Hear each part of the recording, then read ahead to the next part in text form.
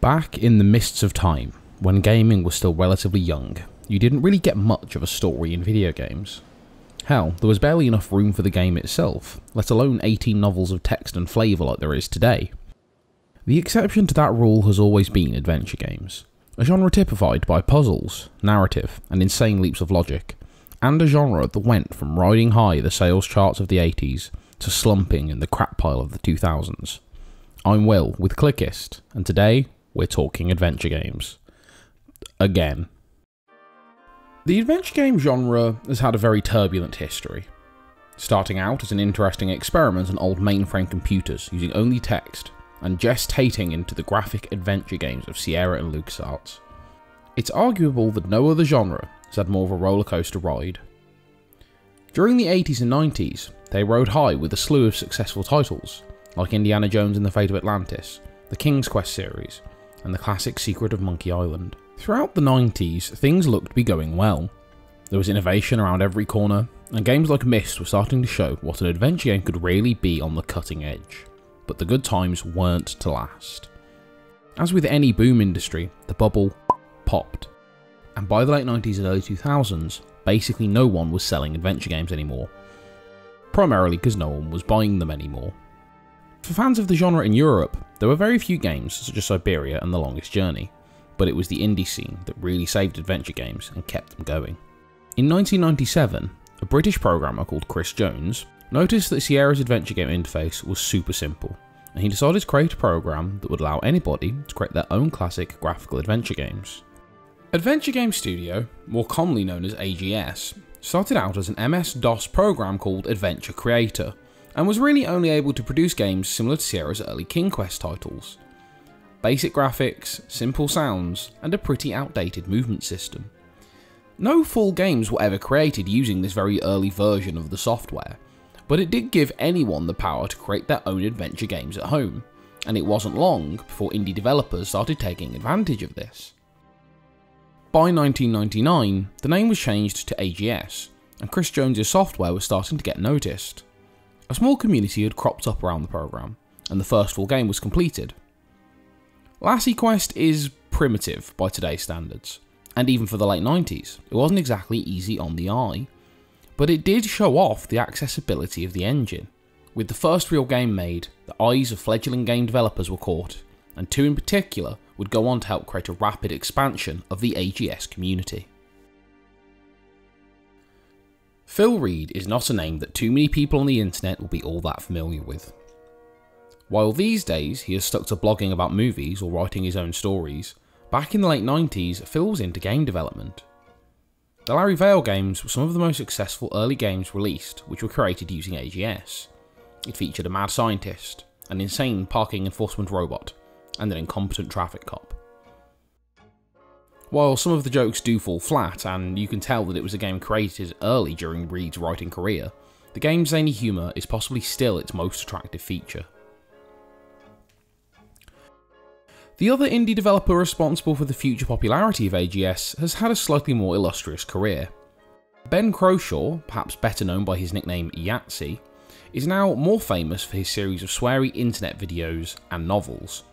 But he has been developing video games since the 90s. Some of his earliest efforts, excluding perhaps his days modding Duke Nukem 3D, were made using AGS, and the one that inspired so many to start creating their own adventure games was known as Rob Blanc.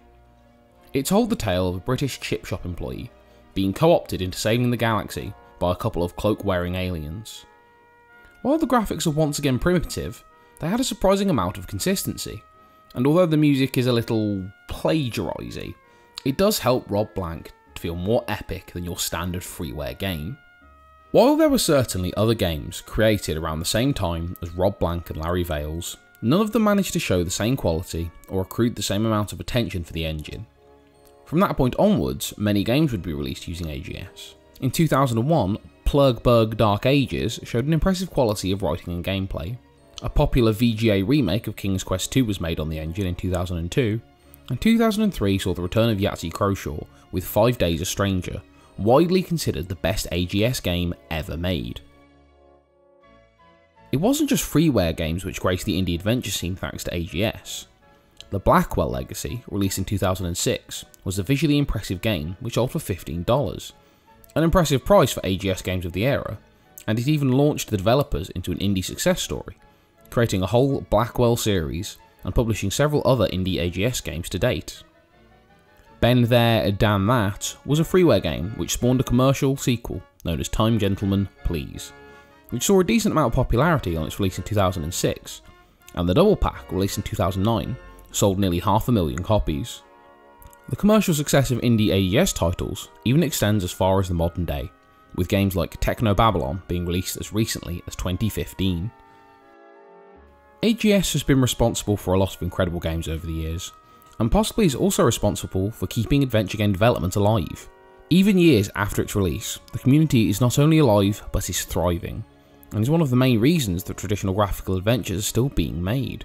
The mainstream adventure games that came after still had a thriving indie spirit, but had to find other ways to stay relevant in an ever more saturated market.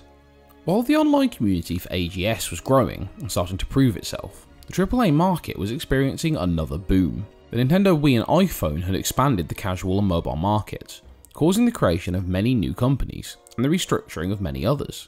One such company to burst forth from the ashes of LucasArts' adventure game division was Telltale Games.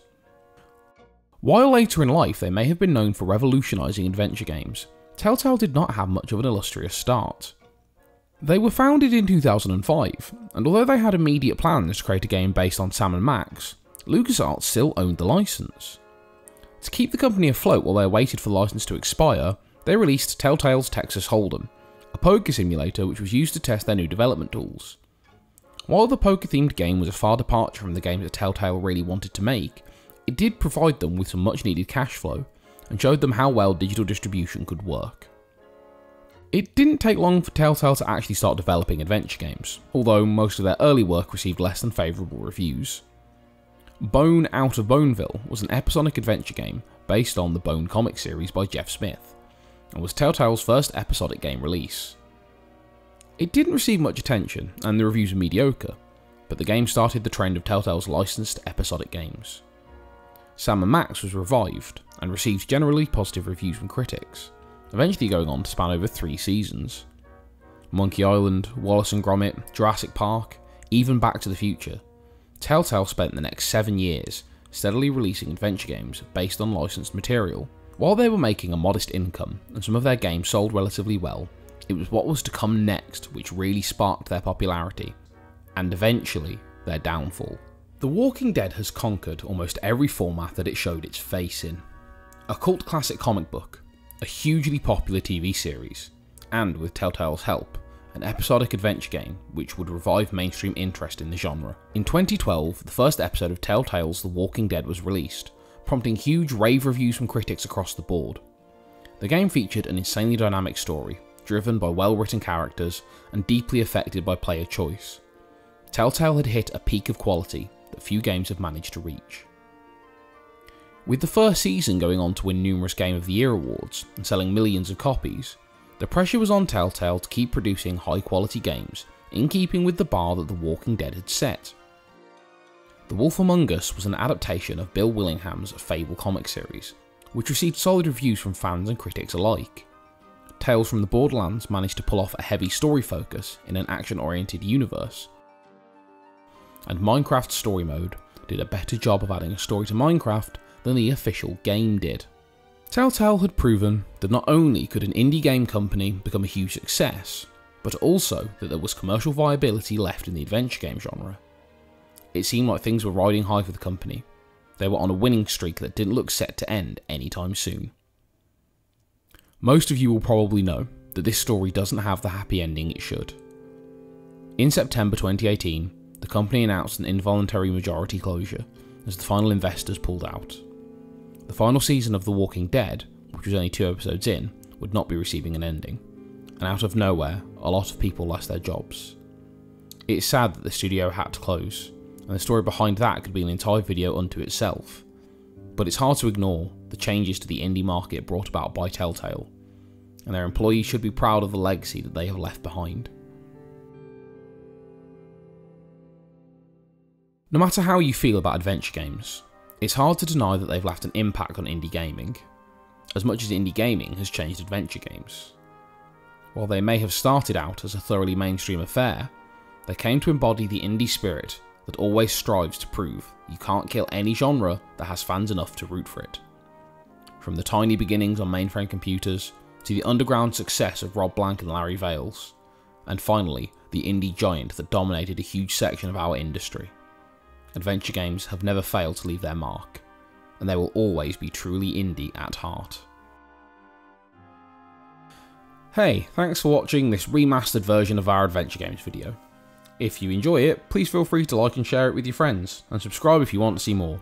If you really enjoy my content, feel free to check out my channel too.